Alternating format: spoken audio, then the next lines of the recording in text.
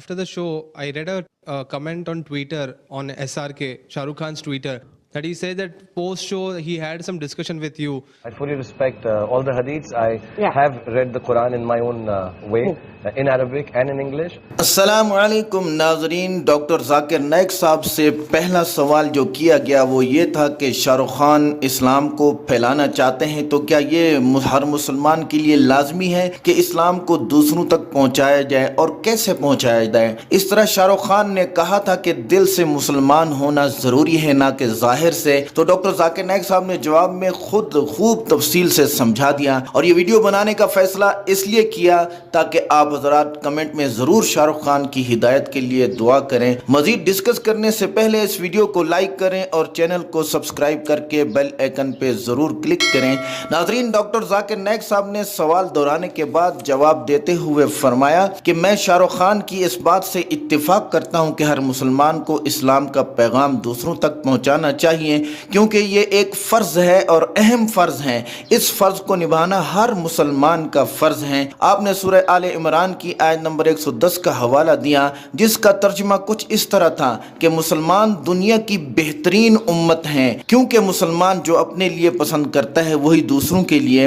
آپ نے ایک اور آیت کا حوالہ دیا جس میں اللہ تبارک و تعالی نے ارشاد فرمایا کہ نیکی کا حکم کرو اور برائی سے روکو. ڈاکٹر ذاکر نائک صاحب نے اس کی وضاحت کرتے ہوئے فرمایا کہ مسلمانوں کو بہترین امت کیوں قرار دیا گیا ہے. اس کی وجہ یہ تھی کہ کیونکہ مسلمانوں کو لوگوں کو بھلائی کی طرف بلانے اور برائی سے روکنے کا حکم دیا گیا ہے. اس وضاحت کا مطلب یہ ہے کہ ہر مسلمان پر اسلام کا پیغام پھیلانا فرض ہے. ڈاکٹر ذاکر نائک صاحب نے مزید فرمایا کہ قرآن میں متعدد صورتیں ہیں جن میں یہ حکم دیا گیا ہے کہ تم دوسروں تک اللہ تعالیٰ کا پیغام پہنچاؤ، جیسے کہ سورہ عصر میں ارشاد فرمایا گیا جس کا مفہوم یہ ہے کہ جنت میں جانے کا ایک ذریعہ یہ بھی ہے کہ لوگوں کو بھلائی کی تلقین کی جائے. ڈاکٹر ذاکر نائک صاحب کا کہنے کا مقصد یہ تھا کہ اسلام کا پیغام ہر مسلمان کو پھیلانا چاہیے. ناظرین، ڈاکٹر ذاکر نائک صاحب سے دوسرا سوال ایک شخص نے یہ کیا کہ شاہ رخ خان نے اپنے ایک ٹویٹ میں کہا کہ ایک شو کے بعد ان کی ڈاکٹر ذاکر نائک صاحب سے بہت غیر رسمی اور اچانک ملاقات ہوئی تھی. ڈاکٹر ذاکر نائک صاحب سے درخواست کی گئی کہ اس غیر رسمی گفتگو کے بارے میں بتایا جائے. جواب میں ڈاکٹر ذاکر نائک صاحب نے کہا کہ جی ہاں، شو ختم ہونے کے بعد میری اور شاہ رخ خان کی تفصیلی ملاقات ہوئی اور خوب گفتگو ہوئی جو آدھے گھنٹے پر محیط تھی. یہ ایک بہت اچھا تجربہ تھا. آپ نے فرمایا کہ بہت سی باتیں ایسی ہیں جو پرسنل ہیں اور میں عوام کے سامنے نہیں کہنا چاہتا. میں ان سے پہلی بار ملا تھا. شو سے پہلے تک میرا ان کے بارے میں یہی خیال تھا جو میڈیا پہ کہا جاتا ہے اور لوگ کہتے ہیں کہ وہ اسلام کی مخالفت میں باتیں کرتے ہیں وغیرہ وغیرہ. آپ نے کہا کہ میں نے بذات خود ایسا نہیں سنا اور کسی کے بارے میں کوئی بات کرنے سے پہلے میں قرآن پاک کی آیت کی پیروی کرتا ہوں جو سورہ حجرات کی آیت نمبر 6 ہے جس میں اللہ تبارک و تعالی فرماتے ہیں کہ کسی بھی بات کو تیسرے شخص تک پہنچانے سے پہلے اس کی تصدیق کرو. یہی نسخہ میں کسی کے متعلق رائے دینے سے پہلے استعمال کرتا ہوں اور اپنے اوپر استعمال کرتا ہوں تاکہ کوئی غلط بات نہ ہو جائے. جیسے کہ مجھ سے اسامہ بن لادن کے بارے میں پوچھا گیا تو میں نے کہا کہ میں نہیں جانتا. یہی بات میں شاہ رخ خان کے بارے میں کہوں گا کہ اللہ بہتر جانتا ہے. لیکن اس شو میں نے یہ محسوس کیا کہ بھلے ہی وہ باعمل نہ ہوں مگر ان کے جوابات بقیہ تمام مسلمانوں سے بہتر تھے سوائے مولانا محمود مدنی مدظلہم کے علاوہ کیونکہ وہ ماشاءاللہ بہت بڑے عالم دین ہیں. لیکن دوسرے مسلمان حاضرین سے ان کے جوابات بہتر تھے یعنی شاہ رخ خان کے. وہ مکمل اتفاق کر رہے تھے کہ گانا ڈانس وغیرہ کرنا حرام ہے. شاہ رخ خان نے مزید یہ بھی کہا کہ آپ کو صحیح معلومات کے لیے علماء اور مذہبی اسکالرز سے رجوع کرنا چاہیے. ڈاکٹر ذاکر نائک صاحب فرماتے ہیں کہ شو ختم ہونے کے بعد شاہ رخ خان میرے پاس آئے اور مجھ سے مسلم شناخت کے بارے میں سوال کیا کہ ڈاکٹر صاحب یہ کتنا اہم ہے کہ داڑھی رکھی جائے اور ٹوپی رکھی جائے. تو پھر ڈاکٹر ذاکر نائک صاحب نے کہا کہ وہ کوئی ٹاک شو نہیں تھا، نہ وہاں کیمرے اور میڈیا تھا، لہٰذا میں نے کھل کر شاہ رخ خان کو وضاحت دی کہ مثال کے طور پر امتحان ہے اور اس میں مسلم شناخت کا ایک نمبر ہے جبکہ باقی اعمال مثلا جھوٹ نہ بولنا، مدد کرنا وغیرہ کے 10 یا 20 نمبر ہیں تو آپ زیادہ نمبر کی طرف دھیان دیتے ہیں جبکہ ایک نمبر کو نظر انداز کرتے ہیں، لیکن اگر آپ زیادہ سے زیادہ نمبر لینا چاہتے ہیں تو آپ ایک نمبر کی بھی فکر کریں گے، کیونکہ ایک نمبر بھی آپ کو دوسروں سے آگے لے جا سکتا ہے۔ تو مختصر یہ کہ داڑھی سنت ہے، لیکن اس کا یہ مطلب نہیں کہ اگر کوئی داڑھی نہیں رکھتا تو وہ مسلمان نہیں، اور جمہور علماء کا یہ مذہب ہے کہ داڑھی رکھنا واجب ہے اور اس کو مونڈنا گناہ کبیرہ ہے۔ پھر ڈاکٹر ذاکر نائک صاحب نے مزید یہ بھی فرمایا کہ یہ اہم ہے لیکن اتنا بڑا گناہ نہیں جیسا کہ دوسری چیزوں کا ہے، لیکن یہ ڈاکٹر صاحب کی اپنی سوچ ہے۔ جمہور علماء کا یہی حکم ہے کہ یہ گناہ کبیرہ ہے، یعنی داڑھی کو کاٹنا، لیکن اس کا یہ مطلب نہیں کہ داڑھی کاٹنا گناہ نہیں، یہ بالکل گناہ ہے۔ دوستو ڈاکٹر ذاکر نائک صاحب سے جو تیسرا سوال کیا گیا وہ بھی شاہ رخ خان سے متعلق تھا، اور یہ سوال ایک عبید خان نامی بندے کی طرف سے کیا گیا تھا جو ٹی وی این ڈی پر پروگرام کرتے تھے۔ ان کا سوال یہ تھا کہ شاہ رخ خان نے کمنٹ کیا تھا کہ ایک مسلمان کے لیے مسلمان کی طرح دکھنے سے زیادہ اہم یہ ہے کہ مسلمان کی طرح سوچے۔ عبید خان نے ڈاکٹر ذاکر نائک صاحب سے درخواست کی کہ اس بارے میں وضاحت کر دیں۔ جواب دیتے ہوئے ڈاکٹر ذاکر نائک صاحب نے ارشاد فرمایا کہ مسلمان کی طرح دکھنے سے زیادہ مسلمان کی طرح سوچنا واقعی میں اہم ہے، مگر اس سے زیادہ بہتر یہ ہے کہ انسان مسلمان کی طرح ہی ظاہری طور پہ دکھے اور مسلمان کی طرح ہی سوچے، بجائے اس کے کہ صرف مسلمان کی طرح سوچے۔ لہٰذا یہ بات زیادہ بہتر ہوگی کہ انسان مسلمان کی ہی طرح دکھے بھی اور ایماندار بھی ہو، نماز بھی پڑھے، جھوٹ بھی نہ بولے۔ مختصر یہ کہ نیکی کرے۔ اگر کوئی انسان مسلمان ہونے پر فخر کرتا ہے تو یہ اچھی بات ہے، اس کے ساتھ ساتھ کہ اس نے مسلمانوں کا لیبل بھی لگایا ہوا ہو۔ ڈاکٹر ذاکر نائک صاحب نے فرمایا کہ جیسا کہ میں نے کہا کہ شاہ رخ خان نے شو میں موجود دوسرے مسلمانوں سے زیادہ بہتر بات کی، تو ٹھیک ہے اگر وہ داڑھی نہیں رکھتے پر وہ مسلمان ہونے پر فخر ضرور کرتے ہیں، اور یہی سب سے اچھی بات ہے۔ اس سے قطع نظر کہ لوگ ان کے بارے میں کیا کیا کہتے ہیں، مگر جو میں نے شو میں اور شو کے بعد محسوس کیا کہ وہ مسلمان کہلانے میں کسی قسم کی بھی شرم محسوس نہیں کرتے، بلکہ وہ تو مسلمان ہونے پر فخر کرتے ہیں۔ ڈاکٹر ذاکر نائک صاحب نے فرمایا کہ میری رائے ان کے بارے میں کم از کم اچھی ہے، چاہے لوگ ان کے بارے میں جو بھی کہیں، مگر وہ اسلام کے بارے میں سیکھنا چاہتے ہیں۔ ناظرین، سب سے آخر میں ایک شخص کی طرف سے یہ پوچھا گیا کہ شاہ رخ خان کو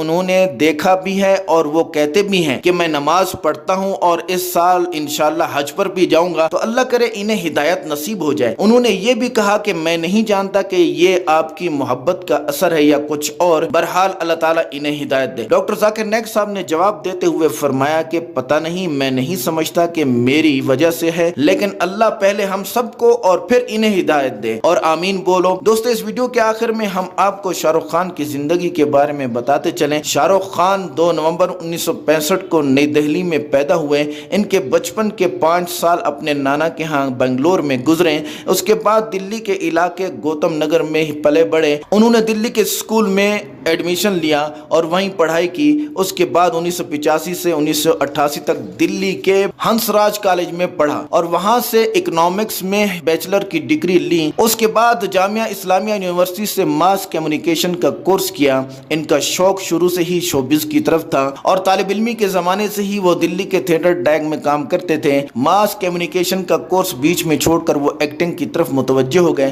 شاہ رخ کے والد کی وفات 1981 میں ہوئی اور 1991 میں ان کی والدہ کی وفات بھی ہو گئی۔ شاہ رخ خان نے اپنے کیریئر کا آغاز ڈرامہ سیریل فوجی سے کیا اور پھر مختلف سیریلز کے بعد وہ فلم کی طرف آ گئے۔ اس دوران انہوں نے بہت سی مشکلات بھی برداشت کی۔ وہ ایک سینما میں ٹکٹ بیچا کرتے تھے جس کے انہیں 50 روپے ملا کرتے تھے۔ آہستہ آہستہ شاہ رخ کامیابی کی منزلیں طے کرتے گئے اور آج لوگ انہیں کنگ خان کے نام سے جانتے ہیں، لیکن اصل کامیابی یہ ہے کہ یہ توبہ طائب ہو جائیں اور اپنی ہندو بیوی کے بارے میں کوئی فیصلہ ضرور کریں تاکہ ان کو اور ان کے خاندان کو ہدایت ملے۔ اور ویڈیو بنانے کا فیصلہ بھی اس لیے یہی تھا کہ آپ حضرات کمنٹ میں ضرور ان کی ہدایت کی دعا کریں۔ ڈاکٹر ذاکر نائک صاحب کا جواب کیسا لگا کمنٹ کر کے ضرور بتائیں۔ اس ویڈیو کو لائک اور شیئر کریں۔ شکریہ۔ السلام علیکم۔ مولاي صل وسلم دائما أبدا على حبيبك خير الخلق كلهم مولاي صل وسلم دائما أبدا على حبيبك خير الخلق كلهم محمد سيد الكونين والثقلين محمد سيد الكونين